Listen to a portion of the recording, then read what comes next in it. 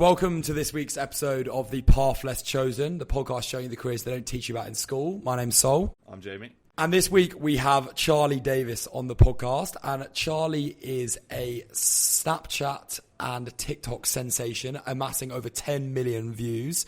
And he's created the Jet House, which is a creator house that has gathered 10 billion views together in its first house and is now creating creator houses all over the UK and the rest of the world. So, Jamie, tell me a bit more about what we can expect from this episode. Okay, so number one is going to be, even if it's not a good place to start, just get started today. That's the best thing you can do. Number two is just to be a problem solver in life and have the problem solving mindset. And number three is if you're looking to get in social media, how to go from 0 to 1 million followers in just 6 months. Amazing. Very well summed up, Jamie. Let's get him on. Charlie, thank you very much for coming on the Path Less Chosen pod. In one sentence, would you mind describing what you're up to right now? I can't really summarize it in one sentence. It's, in a couple of sentences, we run these content hubs across the world in the UK, Europe, Dubai, where a bunch of influencers and creators and creatives live creating content on social media.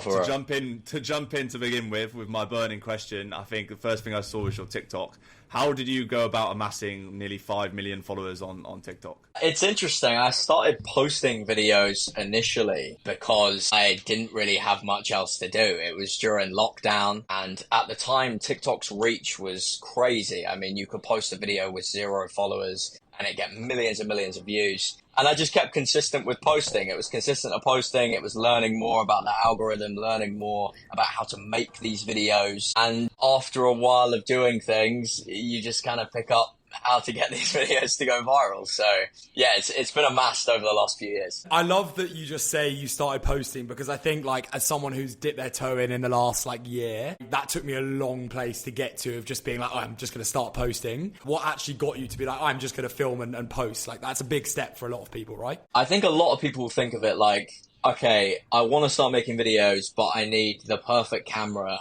I need the perfect editing software. I need all of these people in these videos. I need to move here. I need the lighting. I need this. I need that.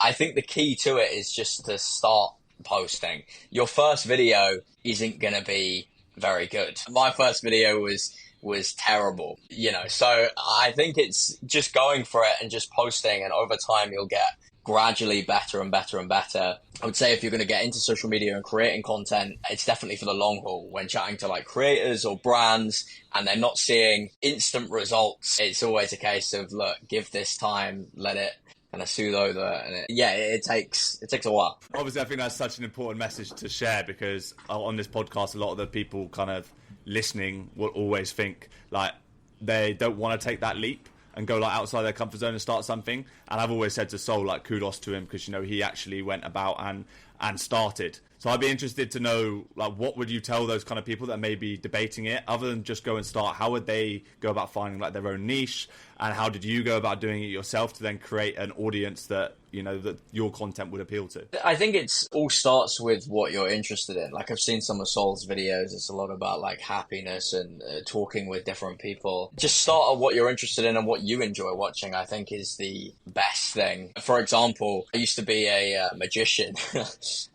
Working in bars and clubs across London for several years before I did anything on social media.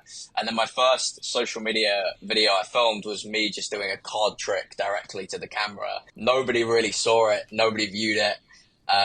But because I enjoyed what I was doing, I was just making more and more and more of these videos. So it would be doing what you enjoy doing, which I know is such a cliche thing, but if you're going to be in it for the long haul, you're going to need to enjoy it and not be doing something that you don't enjoy. And do you think that magician role played a fundamental part into you kind of accepting public embarrassment in public eye in your work? I think so. I mean, it taught me so many different things, from being able to, confidence firstly. I mean, if you speak to any magician in the world, the reason they get into it in the first place is because they're that very nerdy, shy, nervous kid in school that wants to do something that will impress everyone else for the most part. So yeah, I would say that it taught me how to sell myself to get more gigs. It gave me a lot of confidence. It taught me how to pitch for further gigs. I used to go to wedding fairs, etc. It taught me how to speak with people who are a lot older than me at the time. You know, I was sort of 14, 15,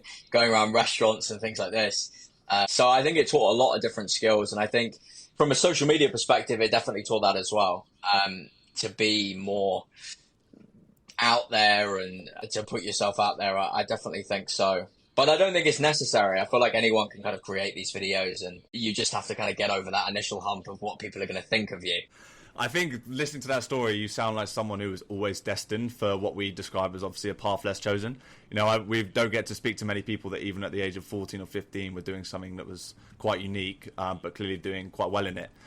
So during that time when you were working as a street magician, as young as 14 and 15, was there ever a point that you considered, you know, this might be my career? And when did the whole content creation idea come about? Did you ever consider what we describe as a path like more chosen and a more conventional career? Yes, I was learning magic simply because I didn't have anything else to do in like my younger years of school, and I didn't have very many friends, so I was just learning these tricks in school. I was learning it for years and years and years and never showed anyone a single trick. I started doing it, and I started doing it for free initially, going around to sort of bars, restaurants, and literally just performing for tips. So people would put a £5 note, a £10 note in my pocket kind of thing when I was 14, 15. And then from there, people started paying me, 20, £30 cash in hand to go to their party and perform at a gig. And then from there, I mean, it kind of just spiraled. Like, I did a lot of big sort of weddings, big events. I also got a contract on a cruise ship at one point, which then I did for a couple of months, and then obviously COVID hit, and that fell through. And so, like, just fill in the gaps between, like, magician to content, and then I'm sure we'll come on to, like, the crazy stuff that's going on at the Jet House. But, like, where did, like, magician slightly get parked for other stuff? Yeah, so I had the contract on the cruise ship, and then COVID came around and absolutely everything stopped. And I was earning a decent amount of money through doing gigs and performing in the UK. And I was like, right, I now don't have any gigs. I have nothing to do. Everyone's locked in their houses. What should I do? And I had a few other friends that were magicians as well that I was doing gigs with. And I said to them, maybe I should start posting videos on social media, as we were kind of discussing before, right? They were all like, we shouldn't necessarily do this whole social media TikTok. Like, that's a thing where people do these kind of cringe dances, which is exactly what it was at the time, right? During like 2019. And then I said to the guys, look, I'm going to start posting videos on social media, started building a following and amassing a following. And then my videos started earning more than I was getting paid for these gigs. And initially I only started making the videos to actually get more gigs. I thought, if people see me on social media, they will then want to book me for their wedding once everything opens up. So it was this kind of gap of like, really adapt or die. Like, you either bite the bullet and do this social media stuff, or you just wait and wait and wait, and hopefully, fingers crossed, once everything opens again, people will want to see live magic performances, which even now, it still isn't the reality. Like, a lot of the people magicians who didn't post on social media and are struggling to get gigs. I really feel like the art form has slowly sort of died out amongst COVID because people just haven't seen it as much. So yeah, just started creating relentless videos and amassed a bit of a following. I grew from 0 to 1 million followers within 6 months, completely from scratch on TikTok. It's, once again, as we were talking about before, it's just kind of doing what you enjoy doing, and you'll post every day and keep consistent. I don't know where you're getting those followers from, because I've posted for that long and I've got about 6. So to be fair, it was a lot easier time back then. It was a lot easier time to get followers on TikTok. I really feel that opportunity now is, I know we'll get onto it, but it is not so much on TikTok anymore, but more on Snapchat for the most part. That reaches now, and people are growing like crazy. But it was definitely easier back then when I was doing it's insane. I think, well, firstly, kudos to you, because we were actually having a conversation the other day about how, like, when you first do the first steps down some kind of path less chosen, actually a lot of people can see it as cringy, or like they kind of object to it, and you feel like a little bit of pushback. But actually, the fact that you took that step has obviously now got you towards where you are now, right? Do you think that's a kind of possibility for everyone if they can get into that same kind of mindset of turning like a situation like COVID into into something positive to create something different for yourself? Or do you think there's a certain like personality or like personal skill set that you need to be able to then take that kind of leap? Yeah, I think the main skill set really is sort of problem solving. Like, you're going to be hit with problems in life, whether it's, with relationships or finances or business or whatever it may be. And that kind of problem solving mindset of being like, okay, I've faced a hurdle. How am I going to readjust and see what I can do here? And it's also like taking risks as well. When I was in school, I definitely wasn't the cool kid doing card tricks to a room of people who weren't particularly that interested at the time. It was, I feel like taking risks. And, you hear it with a lot of people that have, either successful businesses or have built a career online or YouTubers or whatever. Everyone initially thinks they're kind of weird for doing it. And then all of a sudden, once they've made something from it, it's then a conversation around, they knew what they were doing with X, Y, and Z. I love that. It's such a theme that we have while speaking to so many people, is that a lot of things start out as, what is someone doing? Like, why is someone doing that? It's such a weird thing to do. And then everyone we speak to is obviously kind of far enough that they can look back and go, I'm so happy I did that. But it's such a theme that you have that like unnerve at the start. Okay, just a quick interruption before we go into more detail on the career of our guest. We imagine that you probably had quite a few conversations with friends where you talk to them about how they're not enjoying their job and all they do is look forward to the weekend. So what we'd ask is that you go onto the app you're listening on, only if you're not driving, click the share button, and maybe you can use the favorites that come up and pop up straight away, or click WhatsApp or click Snapchat and just send it to that friend that comes to mind. Because the more people that can listen to this, hopefully the more people will be inspired to pursue different careers that actually they'll end up enjoying. So if we could ask that you do that, that would be massively helpful for us growing the podcast. Back to the episode. Was it always a very clear line for you, or did you occasionally go, I might sack this off and, I don't know, go to university, or sack this off and go and get a kind of proper job, if I could call it that? Not really. I always wanted to be, at the time, I wanted to be like a street magician and be like Dynamo and David Blaine and these sort of people that are on TV. I feel like the sort of risk is something that I feel like everyone should take. And then not caring what people think about you, I think, is so key as well. And sometimes it can be people who care about you the most. Sometimes it could be family. Sometimes it could be parents, very, very close friends. I feel like when you're young, at least, you shouldn't be scared into doing things. I feel like your 20s your teenage years and your 20s are very much like experimental years. Even in like your 30s, you're kind of just finding out what you want to do. And a lot of people's life regret, I can't remember who said it to me when I was super young, but a lot of people's life regrets is that they just didn't do what they wanted to do. Like, we're all gonna, we're all gonna die one day, right? So why not do something that you want to do rather than something you don't enjoy? Even if you try it out and it doesn't work, what's the like? If you're in your who cares? You just readjust, do something else, or try again, or whatever it may be. I feel like there's so much pressure on people to get it right the first time, and I don't feel like anyone who has done anything really has succeeded straight away the first time. And yeah, that sort of thing. No, I think that's a brilliant message. Like, what's the worst that can happen, right? And we've spoken to a lot of people that said probably in your 20s is the best time to do it. But I think what's interesting about your story is the fact that in that first 6 months, you went from 0 to 1 million followers. You clearly kind of did do something right at the start, and not just at the start. You now amassed like 5 times that following on TikTok, for example, and you continue to stay relevant. Like, you clearly are appealing to the audiences that follow you. And you also mentioned Snapchat. How have you gone about it since COVID? So 4 years ago, continuing to be attractive to these kind of people and your following, and to continue to grow? So it was during lockdown. I thought to myself, right, okay, I'm still going to go out. There were some restrictions, but like, you still go out and meet people. So I was like, I'm going to do magic videos where I can go out and remain at a kind of safe distance, but like read people's mind from 6 feet away. It was this series that I did, right? Of like trying to do this thing. And then all of a sudden the country was shut down fully. And I was like, okay, this is a big problem. What's going to happen? I saw at the time there was a lot of these content houses that were popping up. There was a few in America, and for the most part, they were kind of full of these sort of very annoying American TikTokers and dancers and things like this. And I thought, well, there's not really anything like this in Europe. I don't really have much money saved at all from the gigs. As I mentioned, I was just getting cash in hand. But maybe there's a way here that we could replicate a content house in an area that doesn't necessarily have as harsh restrictions, and where we can get a bunch of influencers living in a house and creating content, because then all of a sudden from 1 million followers, I can maybe go to 2 million, 3 million, whatever it may be. So I was looking at places that didn't really have as harsh restrictions as we had here in the UK. And I came across a place called Javier, which is a small little town in Spain, which is just outside of Benidorm. And I called 9 of my friends up. I said, look, I found the perfect house. It's a 10-bedroom house. Because it's COVID, it's only 2,500 euros a month. If we all split the rent, we only have to pay 250 euros a month in rent. And we can live in this house and make videos. I got 9 people to agree to it. A lot of people didn't want to do it.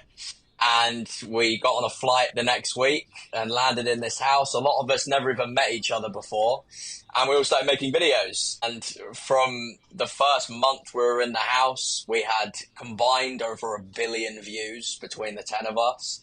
People were watching us from all around the world. And there was a lot of Spanish news outlets that were reporting on us. There was Polish TV, German TV. People wanted to come to the house and see what this was all about. And we had agencies hit us up about doing stuff with brands. And then all of a sudden, month 2 came round and we had brand Jack Wills, actually. Shout out to them, because they sponsored the house fully. So then we no longer had to pay rent. And we were also getting paid to make videos. And that was just within the second month. And then from there, I mean, that was sort of 4 or 5 years ago now. It is very much fast forward to this thing where we've replicated this formula here in the UK, in Europe, in Dubai, soon in Saudi. We're doing a big house project out there. I never really got into it for the business sense or to make money. I mean, I was a street magician earning barely anything. It certainly wasn't anything to do with that, but it just kind of snowballed once again from that taking of risk. You have to take the risk, and if it fails and we move to the house and for whatever reason we couldn't afford to pay the rent and whatever, we would have all just gone home and moved back in with our parents. That's it, realistically. But at least we would have tried, and at least it's a story to tell. That is a mental story, unbelievable. And I think for me, like listening to it, I'm so like not clued up with the whole social media world. Like I barely on TikTok and stuff, so I kind of hear about this stuff on the news, like you're saying, like you were covered on the news, the whole idea of a content house, etc. But before we go into the whole expansion and how you've turned it into what is clearly now a very successful business, just enlighten me a little bit. What exactly is a content house? So you're getting guys together. What does a day-to-day look like? How does it work in terms of like a lifestyle living in a house that creates content? It was very interesting. I mean, back then it was very much like Big Brother, where everyone kind of got along with each other for the first couple of weeks, and then all of a sudden, because you're living in an environment, working together all the time, people start to crack, and there are a few arguments, etc., between people. But like I said, I was just 18 years old at the time. I didn't know how to deal with this and the managing of this thing. Back then, it was very much a case of, right, we're going to get up, we're going to have a meeting 9 o'clock every morning. We had a big whiteboard. There were other content houses that were trying to pop up in the UK and across the world. We said, right, we need to get more views than these people, because if we get more views than these people and we talk about it, all of the brands are going to want to work with us rather than these other houses. So we would have several houses, not to name any names, but several of them, we would have their views and we'd be like, oh, we're beating them, we're doing this, we're doing that. What are we possibly going to do for these, to beat these guys? We had a group YouTube channel at the time, so we were making all sorts of videos. We were doing these crazy sort of hide and seek challenges and all these other different things, which we had people in the house brainstorming on. And it was just basically a place where we were thinking, how can we get the most amount of views possible? And then how can we then sell that, which, as I mentioned before, being a magician, obviously selling myself to get more gigs, how can we then sell that to brands to then pay us to make videos and integrate them within the house? Nowadays, it's very much more of a stricter, streamlined process of having brands before we just set up a random house. But that seems to be the process. It's a crazy environment. And you touched on that there. Like, I'm so interested how that business model progressed from the first house, which I'm sure was absolutely hectic with like a load of, you say you're 18, right? And like, Jamie and I, what we were doing at 18 was definitely not creating those content houses. Like, it's mental. Like, how does that progress from like this is a really good idea to being like, okay, this is time to make it into a business? I think it was when Jack Wills came along initially and said, look, we're going to pay you X amount to sponsor the house. And we were like, wait, that pays us all X amount per month as well as the house for the next year. So if we do this with 4 brands, 5 brands, 6 brands, maybe we could build this into more of a business. And then all of a sudden, I mean, Jack Wills at the time got acquired by Sports Direct. So then Sports Direct came to us and said, well, we want you to do this for Everlast. We want you to do this for Puma, etc. And all of their brands started getting involved. We started working with Boohoo Man. And then all of a sudden, a lot of gaming brands, a lot of music brands came along. So for example, we had a house a year ago, which we set up with Universal, where the house was kind of split into 2 segments, where there was a big music studio for the downstairs of the house where a bunch of their upcoming artists were living. And then upstairs was a bunch of really engaged TikTokers who were working with the artists in conjunction to try and help blow up some of their songs through, you know, lyric writing and also creating trends before the songs actually come out. So we realized that we then needed more than one house because it was literally impossible to then cram all of the brands into this one specific house. Some of the brands wanted to use specific influencers as well. Obviously, if you're a gaming brand or a makeup brand, you know, you want a house full of gamers or a house full of makeup artists. We were just this very general, broad house. Me being a magician online at the time, we had like a VFX creator in there. We had a random couple making couple content. We had singers, we had dancers, and we had a guy that made like business related content. It was all very much all over the place. So it needed kind of a step back and to streamline things a bit more. It sounds like some kind of like modern day social media circus. It sounds like an incredible place to be. That's cool. So talk to us a little bit about the expansion then. When you made the realization that you need to have houses elsewhere to like start making this bigger and more of like a business, how does it work in terms of like oversight? Who's making sure that all of these houses are working in the same kind of way towards, is there someone that's like running it as a business, as like the founder? Is it someone who's like going and doing the day-to-day stuff and making sure everyone's creating the right kind of content? How does it work? Yeah, so we have like people in-house now that are managing some of the houses. So for example, we have currently running at the moment, a big gaming house in Marbella, which is helping with a number of online gaming companies, as well as it's not so much a house, but more of a tower in Dubai where we have got a load of different apartments in which people are promoting for Dubai tourism. And, you know, there's a lot of Arabic speaking creators in there. Well, I mean, we have a lot of resource now in house. At the time, it was just me that kind of had this idea. And obviously, you know, still being the sole founder, like we'd never taken investment or anything like that.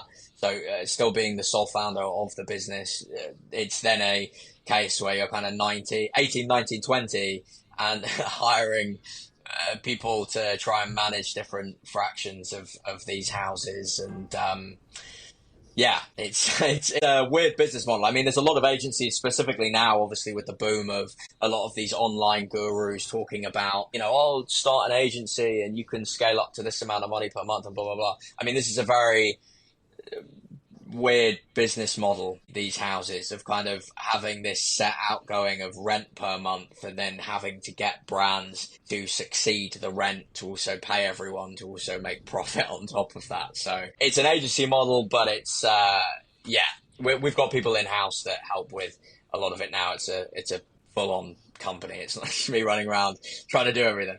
I love it. And slightly zooming out a little bit, like you mentioned a few times that like when you were growing up, like you didn't have that many friends and you weren't really sure what you wanted to do. And then I listened to you speaking then and you're like talking about profit and building businesses and like speaking really passionate about it.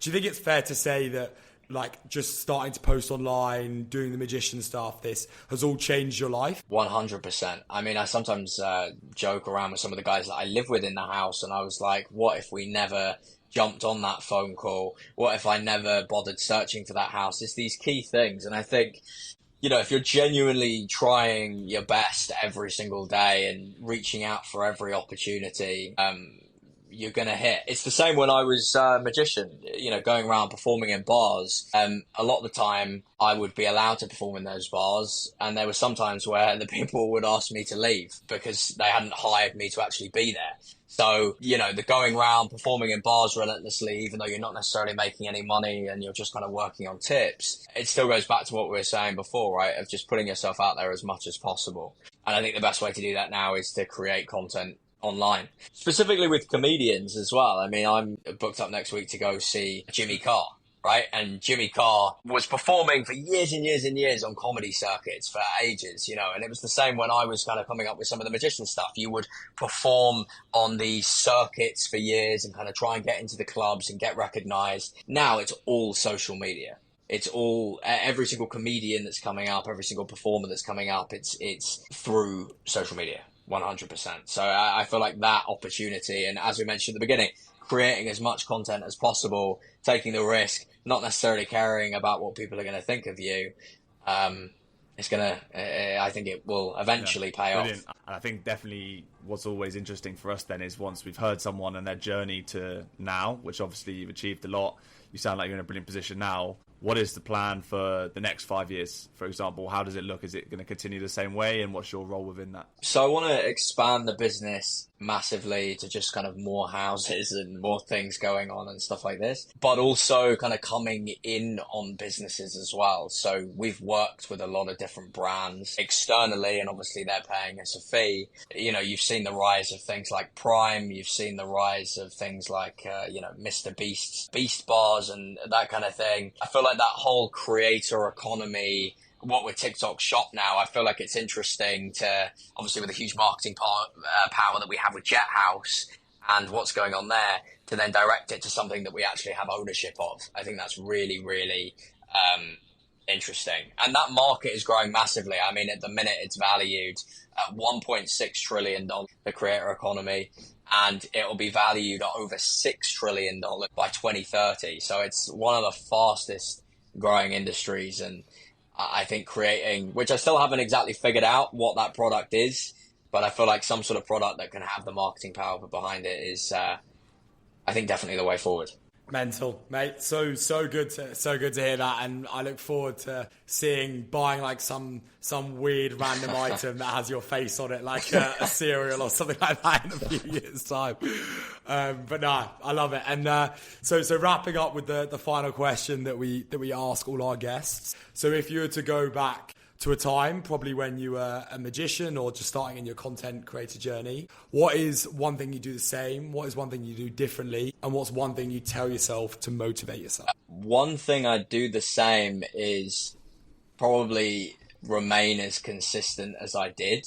Like, for example, when I was posting initially on TikTok, it was very much a case of I was posting 20 videos a day to see what worked. And some of them would get 20 views, but then some would get 100. And then I'd make more of that style of video. So I definitely think consistency across the board, obviously, as I mentioned, with going out and performing in bars and restaurants and the consistency of that, I think consistency 100% the same. Something that I do differently is probably it's starting even earlier. I think, as doing the whole kind of magician stuff, I wish I started quite a lot earlier. I mean, I started doing that initially when I was 12. I feel like if I started earlier, it would have been even more experience. So I think starting earlier, I don't know, I think it would have been something super simple, like just keep going, keep pushing away at it and enjoy the process of it. I feel like that's one thing that I've done very well, is always continuously enjoy the process. Like when I kind of say, I was performing in restaurants and bars and all these different things for absolutely no money, it kind of sounds like, oh, that sounds like a slog. I enjoyed the whole thing. So I would say, like, just keep enjoying it. Yeah, great way to finish. I think listening to your story is so far removed from like 90% of our mates at university that just went to work in a desk 9 to 5 in London. It's just so refreshing to hear, like, actually there's a career like this that you've made for yourself from all of the consistency, all of the hard work you've put in, and has now led you to doing what you do. And clearly you love it a lot, and it's going in a great direction. So brilliant to hear, very refreshing, and thank you so much for sharing it with us. Good stuff. No, thank you very much, guys. Yes. I appreciate it. So, unreal episode, another mental guest doing cool things. What a story. Happy for me to go with the first takeaway? Fire away. Yeah, like I think we're both going to have had this down, but he said it so many times, and such an applicable thing to probably most people listening to this, is just the fact that you should be taking risks. Like the amount of things he has got. In fact, I think most of the things we spoke about in this episode have only come about because of the fact that you took risks. Knowing that you actually have that ability to take a risk, especially in even your 30s, and having the balls to be like, I'm just going to try things, and if they don't work, work. The worst outcome, as you said, like you move back in with your parents, like worst outcome. Best outcome is you start working with some of the best brands in the world, or do whatever it is that you've taken a risk in your chosen field. So massive takeaway for me. Yeah, 100%. I think the age thing is so key, like especially at this stage, coming out of university or like even before university, like him. If you're in a position where the worst that could possibly happen is moving back in with your parents, like you don't have a partner to provide for, you don't have like a house to sort, you don't have any kind of life responsibilities, then purely ask yourself, if I did this step and took something that was a little bit more risky, what is the worst that could possibly happen? And if it's not that bad and you're in a lucky position that you can just move back in with your parents, then just go for it. Yeah, spot on. Love that. Okay, takeaway for you. Yeah. My key takeaway, I think, was that throughout this whole time, what he made clear throughout what he was talking to us about is that it was purely for the stuff that he was interested in, the stuff that he loved doing, because it was massively important to him not to care what anybody else thought. You know, it's totally irrelevant. I think probably to look at it from a different angle is like people working into the city or whatever, or like for me, for example, I feel like when I was younger, I felt a little bit of guilt thinking like, well, if my parents think this about me not going into like the medicine field, or my friends think this about me not going into the corporate field, then that's probably like influencing some of the decisions I made. Whereas he clearly never cared what anyone thought about what he was doing. He was purely doing it because that's what he loved doing, and he pursued it. So yeah, that bottom line is just don't care what anyone thinks. Do it for you. Yeah, 100%. And like, especially as you kind of, you spoke about like he was just going into pubs and doing magic tricks and stuff like that. Like you just have to like follow your natural interests, and that's how I think people succeed. I think a lot of people end up, you know, trying to convince themselves that they like something, and you're actually just never going to be that good at it if you are convincing yourself into something. So spot on, really like that. My last takeaway was, it's an interesting one. He used the phrase quite early. He said adapt or die. And I think what I really liked about that is he was constantly evolving to do with the situations he was in, right? So like he was in COVID and he was like, hey, what can I do to benefit the best from COVID? I'm going to get on this TikTok app that no one's really heard about. And then he kind of started this like creator house because of the fact that they had nothing to do and they wanted to go and live in a cool place. And then all of a sudden they're getting brand deals in, and then they're adapting to the fact that brands really like them. So they're like, all right, let's open more houses. And he just kept problem solving. And in that space, like that adapt or die, that really like always iterate, always think of new things and new ways that you can do things. Don't get stuck in your ways, look at new opportunities. He's very opportunistic. So I think adapt or die and being opportunistic would be like a massive takeaway for me from what we were speaking about. Yeah, brilliant. I think that approach, given I'm slightly ignorant when it comes to like the whole social media world, but I imagine that kind of approach, like the adapt or die, is also very relevant in that space. You know, you've always got to be keeping up with the times, what are the like most recent trends, etc. And he's applied that purely to everything he's done from like a business point of view as well. And I think it's clearly created a lot of success for him. So yeah, good takeaway. Okay, 3 brilliant takeaways and another great episode. So to summarise, the first key takeaway is just to take risks. The second one is just to not care what other people think. And the third one is to adapt or die. Brilliantly summed up, mate, and very, very good episode. Enjoying rattling them off. You can check Charlie all over social medias that we'll put in the description, and thank you very much for him for coming on, and look forward to catching the next guest next week. Sorry, just one last quick thing from me at the end of the episode. Thank you for getting this far. We just want to ask, if you don't already, whether you're on Apple Music or on Spotify, if you could just click that subscribe button. That would be massively helpful in us in making sure that as many people can hear about these cool careers as possible. And I'd be very grateful as we try and grow the podcast. Thank you.